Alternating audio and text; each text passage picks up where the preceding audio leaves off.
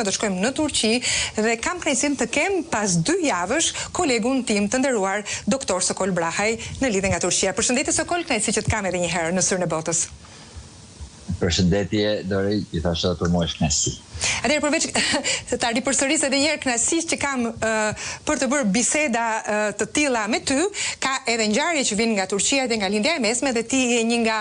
njohësit më të mirë të kësaj situate, asaj që shkruhet nëpër media, por dhe asaj që ndodh jashtë syrit të medias, por që duhet diskutuar dhe duhet përcjell publikut. Atëherë flasim për Turqinë, një nga shtetet më të rëndësishme të rajonit me influencë më të madhe, me lidhje të gjata tradicionale, sigurisht me ulje ngritje me Rusin, me lidhje sigurisht me Shtetet e Bashkuara të Amerikës, një vend antar i NATO-s, fuqia e dytë e NATO-s, pjesë e botës arabe dhe me interesa të jashtëzakonshme, me fije të dukshme dhe të padukshme me të gjithë rajonin, përfshi këtu edhe Sirin. Takimi i fundit në fakt ishte pas sulmit të Izraelit, sulmit të beftë të Izraelit në Doha kundër delegacionit të Hamasit që kishte ardhur aty për të kryer një takim pas deklaratës së Trumpit. Tani që nga ai moment duket se bota arabe është vënë në lëvizje dhe kam përshtypjen se po krijon avash avash një koalicion anti-Izrael. Është bërë një takim shumë i rëndësishëm me pjesëmarrjen e Yemenit, me pjesëmarrjen e Azerbajxhanit e vendeve të tjera. Çfarë u thanë në këtë takim dhe është e vërtetë që po krijohet kjo aleancë kundra Izraelit? Në fakt, Dori, dhe të përgjigjem pak ndryshe pyetjes tuaj, jo një aleancë kundra Izraelit, por një aleancë kundra Palestinës, domethënë pro-palestines. Domethënë thjesht pro-palestines nuk është që të jetë kundra Izraelit, sepse vetë forca e të gjitha këtyre shteteve, edhe pse nga ana ekonomike janë vendet më të pasura të botës, përsëri nga ana ushtarake apo nga ana e veprimit apo për të qenë ndikues në rajon, dihet mirë që tashmë bota arabe ka hupa të shansin dhe është shumë larg që të dalë në një vend të tillë, por gjithsesi ata po bëhen së bashku për një thojza për të shpëtuar gjoja Palestinën pra rritjen e Gazës, por gjithsesi edhe me atë mbledhje, pasi me vërtet i futi frikën Izraeli, jo vetëm thjesht Katarit që bombardoi atje dhe vrau disa nga negociatorët e Hamasit, por gjithsesi ka futur frikën e të gjithëve të tjerë, sepse ata para 50 muaj paguan biliona dollar Amerikës dhe në kush që Amerika do t'i mbronte ata dhe kështu që nuk i mbrojti. Dhe sidomos Katari,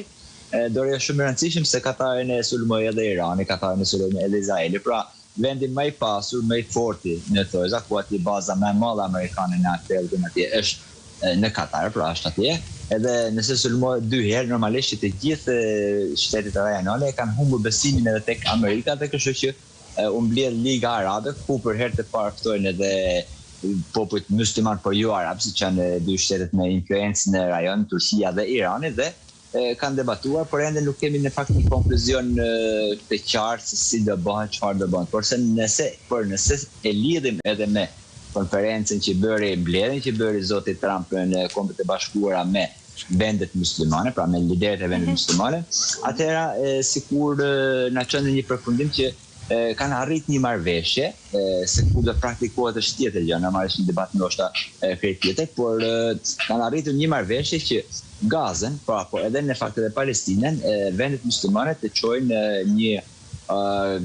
trupa paqërues atje dhe me praninë e Izraelit. Pra dhe Izraeli do të jetë kundra këtyre dhe të komanduara normalisht nga Turqia, pra mbikëqyrës dhe Turqia në këtë vend. Dhe pse është Turqia? Me pa nga ana strategjike, Amerika ka bërë një gabim në fakt fatal që e gjithë çelësin e bashkës lindjes së mesme ka dhënë Izraelit për shumë dekada me radhë, por tashmë Izraeli si themi shit, domethënë e turpëroi Amerikën para syve të gjithë botës, domethënë ku siç zihet tashmë që edhe kur foli Benjamin Netanyahu në Kombet e Bashkuara, vetëm ato të shkretit amerikan ndelën aty se gjithë dolën nga salla, është vërtet. Të gjithë dhe dolën, domethënë dolën edhe ata që nuk e njohin Palestinën si shtet, dhe jo vetëm ata që e kanë njohur vitet e fundit, pra siç është Anglia, Australia, Kanada e të tjera. Dhe këto ka lënë në një pozicion të vështirë Amerikën dhe automatikisht me pa dhe protestat që ishin përpara Kombeve të Bashkuara kur foli Benjamin Netanyahu, ata nuk janë arab, por ishin amerikan. Domethënë ishin pur amerikan, ku thoshin që Trumpit që heq dorën nga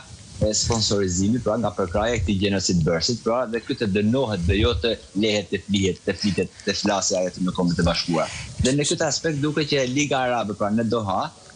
kanë bërë diçka, kanë shkruar Sokol, Arabia Saudite njoftoi një aleancë ushtarake me Pakistanin. E dim që Pakistani është një fuqi bërthamore, këtë e ka bërë gjatë mbledhjes, dhe pas kësaj marrëveshje çdo sulm që do të vi si në adresë të Arabisë Saudite apo Pakistanit do të konsiderohet si një agresion ndaj të dyjave. Po në fakt, po urdhëroj. Jo, të lutem, nëse e konsideron edhe ti të tillë, domethënë edhe duke qenë se bëhet aleancë me një fuqi bërthamore siç është Pakistani. Po, nëse i shohim krijimet aleancave, domethënë bëhen aleanca që janë shtetet të përbashkëta, domethënë në fuqi ekonomike, në fuqi tjetër, pastaj marrin ata me të drejtë më mbrapa. Por këto teori në fakt në botën muslimane, në botën, nëse mund ta quajmë bota muslimane, kanë qenë të viteve 70, 80, dhe sidomos pas 67-s, sa është që reformimi i organizatës islamike, konferencës islamike, është bërë apastafat për kjo, për të qenë një NATO, në thojza, muslimane, që ta kene ata një 2005 apo 2006, që një për gjithë për një, nëse sulmojnë, por si shdjeta është në dekada më radhë, u pa që nuk kanë asnjë efikasitet, domethënë në këtë ashtu, por duke referuar tani që Pakistani është forcë nukleare, pra është atë që kanë bomba atomike dhe nukleare që vënë superfuqi, na jep logjikën që mund të shkojmë drejt një aleancë të tillë, por nëse referohemi rajonit, domethënë kjo është shumë e vështirë, sepse duke parë edhe vetë pozicionin me Pakistanit dhe problemet e saj që ka jetike dhe të përditshme me Indin, domethënë kjo aleanca le shumë për të dëshiruar, por nëse mund të bëhet një gjë e tillë, domethënë edhe pse flitet në dekada më radh, po mund të jetë Irani, Turqia, Pakistani, domethënë ata që kanë edhe pak përparim, edhe që janë pak të ndryshme, por që e kanë forcën dhe me paratë arabe mund të bëjnë një aleancë, por kjo me sa duket dori përveç fjalimeve dhe përveç retorikës, nuk është se duket një gjë në horizont. Shkojmë tani në le të themi takimet e Asamblesë së Përgjithshme të Kombeve të Bashkuara, i referohem takimit të presidentit Erdogan me presidentin Trump. Ka qenë një takim i drejt për drejt, siç e bën gjithmonë presidenti Trump, i thot ato fjalët sikur është në një takim krejt miqësor, ndoshta pa ato linjat diplomatike të mësuara në takime të niveleve të tilla. Ka një moment kur Trump i thot presidentit Erdogan sa i takon vjedhjes apo manipulimit të zgjedhjeve që ai e di më mirë se për çfarë bëhet fjalë. Domethënë është një shprehje krejt le të themi as pak diplomatike të paktën, për çfarë bëhet fjalë dhe kjo në kuadrin e cilës tentativë amerikane ose tentativës amerikane për të afruar Turqinë, qoftë me fjalë apo edhe me interesa, sepse me sa di është nënshkruar edhe ose do të nënshkruhet një marrëveshje $43 miliardë me Turqinë për gazin. Janë nënshkruar të gjitha marrëveshjet, Dori. Nëse i referohemi kësaj fjalës, zoti Trump i thotë ne muhabet e sipër, domethënë pas një si them rregull diplomatik, i thotë që se si vjedhen zgjedhjet, pas se si manipulojnë zgjedhjet, ti e di më mirë se sa unë. Por nëse referohemi presidentes turke, e ka thënë që Trumpit ja kanë vjedhur zgjedhjet para 5 vite dhe pra aty nuk u bër dot president, kurse vetë Trumpi, vetë administrata Trump kanë thënë që po, në këtë ne kemi thënë ne, por nëse referohemi medias turke dhe opozitës turke, tashmë thonë që vjedhjen e votave, pra manipulimin e votave të presidentit Erdogan e ka legjitimua edhe zoti Trump, pra dhe tashmë kjo është bërë ditë për të gjithë botën. Me të vërtetë nuk reagoi presidenti Erdogan ndërkohë, nuk pati ndonjë nuk reagoi dhe opozita turke thotë nuk kishte se çfarë të reagonte sepse ka mizën në kësu. Pra me për normal jashtë rregullave diplomatike bëhet fjalë, por ajo që ishte domethënë te kjo ka një domethënie normalisht sepse si vjetë Turqia ka probleme të menshme, ka probleme ekonomike, ka probleme juridike, opozita vazhdimisht shtypet nga pozita në emër të drejtësisë, pra në emër të ligjit, dhe gjithsesi Erdogani çdo ditë më shumë po humb përqyeshmërinë tek populli, sondazhet e tregojnë shumë poshtë presidentin Erdogan dhe në zgjedhjet e ardhshme që mund të bëhen me shumë mundësi brenda 26-s, në fund të 26-s në 2027-ën. Me këtë vazhdimsi tregohet që Erdogani ka shumë të vështirë që të fitojë, ose biles edhe për kandidim ka shumë të vështirë që të jetë kandidat, por këto legjitimet që vinë nga Amerika me të vërtetë që forcojnë jashtëmaset aktualitetin e presidentit Erdogan, po ashtu edhe ndashje pa dashje mposhtin edhe opozitin, pra që më i madhi botës është me Erdoganin, edhe bën gjitha ato marrëveshje. Edhe pse ishte pa nence diplomatik, domethënë ka pas një domethënie shumë të madhe, se ka qenë thjesht e thënë vetëm për Erdoganin. Kjo për shumë lider, ku tashmë botën lider të tillë e drejtojnë, vetëm Europa është pak ma demokratike pak në manipulimin e zgjedhjeve, kurse e vendet tjera dori shohim që e lënë shumë për të dëshuar, biles edhe këto debate bëhen edhe në Amerikë. Pra domethënë kur bën këto debate dhe zoti Trump, atëherë dihet që në shumë vende është e mundshme që të ndodhin gjëra të tjera. A mendon që jofshit të tilla financiare, kontrata të tilla shumë miliard që do ta largonin Erdoganin apo Turqinë nga marrëdhënia me Rusin, apo të ta ndryshonin pak sa skakerën në lindjen e mesme? Më thënë kuç? Po. Por në fakt të gjitha këto me sa duken do të shohim në ditët në vijim, javët në vijim, por këto janë një strategji e bukur amerikane që me të vërtetë Erdogani sidomos në 2011 edhe të vitet e fundit ka nuhat në të gjitha anë, domethënë me BRICS-in, me Shanghai, me Rusin, me të gjitha, duke shumë herë duke e harruar edhe veten e vet që është në kupolën e NATO-s, dhe për këtë shkak, domethënë vetëm për të sjelljet e Erdoganit dhe manovrat e Erdoganit që kur rrëzoi dikur avionin e luftarak në Siri të Rusisë dhe u detyrua pastaj që të rregullonte marrëdhëniet me Rusin dhe edhe bleu sistemin e mbrojtjes S-400, po ashtu bënë edhe marrëveshjen për t'ia fituar zemrën, domethënë e Putinit, bëri marrëveshje që bëri një central nuklear në akujët e Turqisë. Pra Erdogani është mundur me hangër, domethënë se ai qenë gjimir që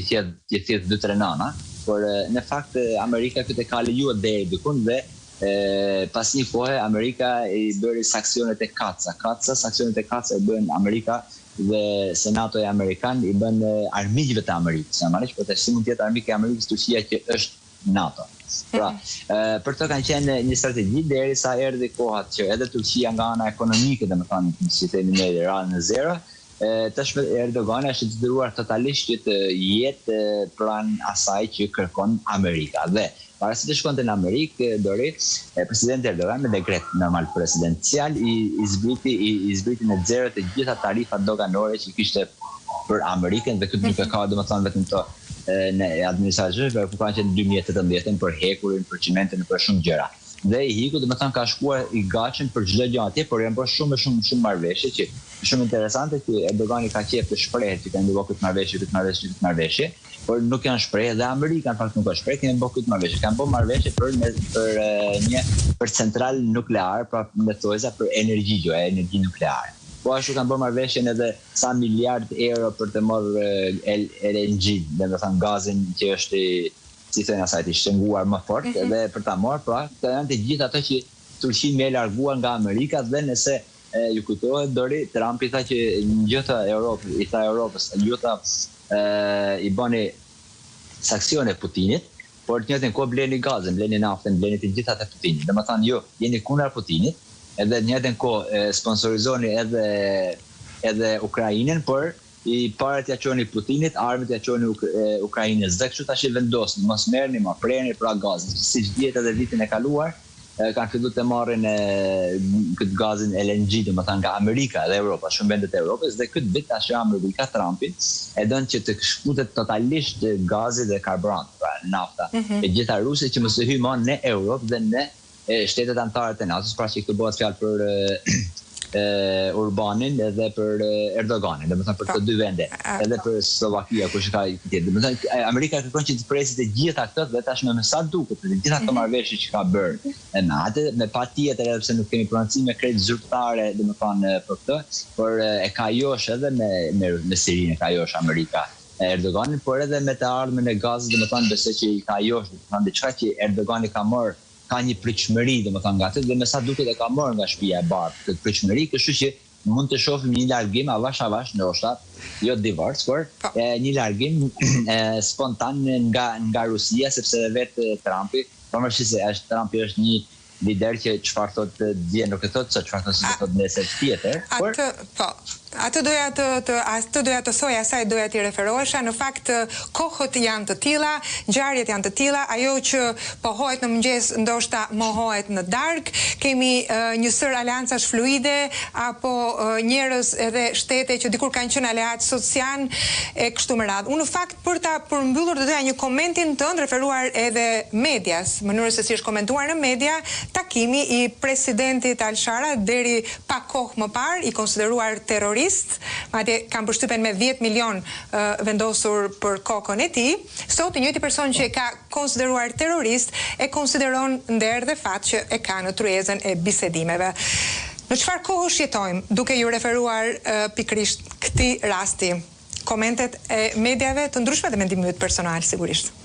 Dori, në fakt ta komentojmë këtë është shumë interesante, por kjo duhet ishte domethënë ndoshta kryelajmi të gjithë botës për jo për një orë, për 2 orë, për muaj të tëra, se si arrin këtu dhe këtu tregon se çfarë gjeni domethënë është leadershipi politik në shumë vende të botës. Domethënë kemi Putinin në Rusi, Jin-Kung në Jinpingun në Kinë, kemi të Europës, Macronat, kemi Trumpin, kemi Erdoganin, kemi një lloj lideri krejt të ndryshëm, leadership krejt të ndryshëm në politikë dhe normalisht që e ka tralltuar edhe tradicionalitetin edhe të diplomacisë, por edhe patjetër edhe të drejtësisë ndërkombëtare, ku për shembull Kombet e Bashkuara nuk kanë atë që janë themelues dhe është baba dhe është në shtëpinë e vet, domethënë Kombet e Bashkuara, akuzat më të forta në 80 vjetorin për 80 vite që ashtu janë Kombet e Bashkuara ishin nga zoti Trump, pra i zoti i shtëpisë e shan veten e vet. Edhe kemi lider të tillë dhe si është puna tashmë e Ahmet e Sharap e Gjulanis se vjetër. Kjo tregon që nuk kemi më në ata binaret e vjetër, pra jemi duke ndryshuar diçka, por çfarë po ndryshojmë? Ne vazhdimisht bëjmë fjalë për një sistem të ri botror. Kush është ky sistem i ri botror? Konkretisht me çfarë teori? Kemi shpik teori të reja. Jo, po kur shohim gjërat e tilla, për shembull, njerëz që kërkojnë nga gjykata ndërkombëtare penale për krime kundër njerëzimit, për gjenocide, për shembull, që tashmë po thoshë gjithë botat e Gazës e pranojnë, po edhe shumë vende të botës e pranojnë edhe atë që ka bërë Putini në Ukrainë, edhe këto të dy shkojnë në Amerikë, takohen në Amerikë. Dhe në shumë vende të tjera. Pra, edhe Ahmet El Sharaja është një nga këto, ai ishte një ndër robët që ishin më të kërkuar të Amerikës, domethënë ishin 10 milion euro për kush e sjell kokën e tina dhe ai që kishte vu 10 milion edhe që ka kërkuar në thojza, ndoshta me muaj apo me vite në Siri kokën e tina, ai bëri një intervistë në një media prestigjioze amerikane ku i tha para sa viteve kemi qenë kundërshtarë me të ashtu dhe tash ne jemi në pyetje, ti je president dhe unë jam gazetar. Pra, jemi në një ku vlerat e duhura kanë rënë shumë dhe vlerat e paduhura janë rritur shumë. Pra, është dinjiteti njerëzor ka ra po të thuash që të bëjnë edhe trauma, qoftë në psikologjinë e shoqërive, por qoftë edhe në vetë sistemin politik. Po të gjitha e bëjnë të gjithë këtë histori, të paktën në momentet aktuale pa shumë moral, edhe e themi pa pikën e moralit. Me zero moral, sepse për shembull të marrim një që nëse ka qenë dje aq kriminal i madh dhe sot të nderohet nga shtëpia e bardhë, atëra nuk ka qenë ai dje me të vërtet kriminal, po kemi kuptuar ne, apo Amerika tashmë i ka ndrruar ata kush është kriminal dhe kush është kriminal. Kështu që jemi në trazira morale, njerëzore, dhe biles më kujtohet një fjalë e gjyshit tim që thotë më zot më keq, domethënë që këtë mos ta quajmë mirë se do të vinë gjëra edhe më të këqija, saqë këtë keqen e sotme që është fatale, do ta quajmë të mirë. Domethënë kjo është kriza morale në politikën dhe diplomacinë botërore. Në fakt nuk është i përket vetëm një vendi, por mendoj mos edhe ku vjen shumë poshtë vlera e moralit të njëri, me patjetër njeriu është një gjendje, mendoj unë që dhe të dalën të rifitojnë vlerat, edhe pse ndoshta mund na duhen kohë, na duhen vite apo edhe dekada. Po gjithsesi janë kohë